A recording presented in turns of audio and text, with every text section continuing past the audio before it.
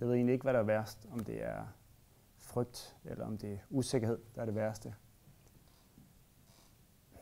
Eller måske det er bare to sider af samme sag. En ting er i hvert fald sikkert, at vi kommer alle sammen til at opleve enten det ene eller det andet, at stå i en situation, hvor vi kommer til at bryde de grænser, som vi kalder frygt eller usikkerhed. Der er nogen, der siger, at der er ikke noget, der er så skidt, at det ikke er godt for noget andet. Det er måske rigtigt. Jeg ved det ikke. Jeg husker det, som var det i går. Vi står op ved Vesterhavet. Og noget af det, som jeg forestiller mig, vil være det værste, er sket. Vi står ved Vesterhavet og kigger ud, og jeg ser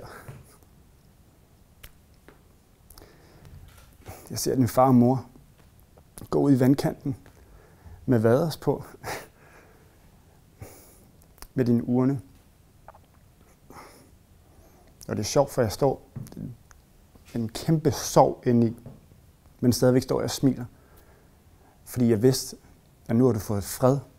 Og de sidste mange år, hvor jeg havde stresset på din vegne, været dybt ulykkelig og ikke kunne være der for dig, ikke kunne hjælpe. Jeg vidste, du fik fred nu. Og det var lykke for mig. Så den store frygt og usikkerhed, som jeg har arbejdet med de sidste mange år, den er ligegyldig. Der er ikke noget. Så jeg tror, det største problem er vores usikkerhed og uvidenhed om, hvad ligger der på den anden side. Så jeg ved ikke, om man skal sige tak, eller om man skal give dem ret i, at der ikke er noget, der er så skidt, at det ikke er godt for noget andet.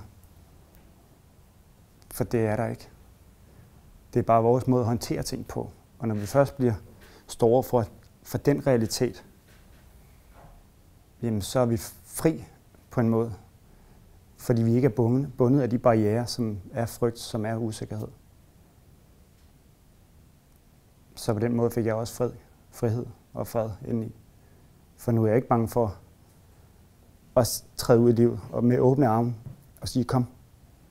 For man har ikke noget mist.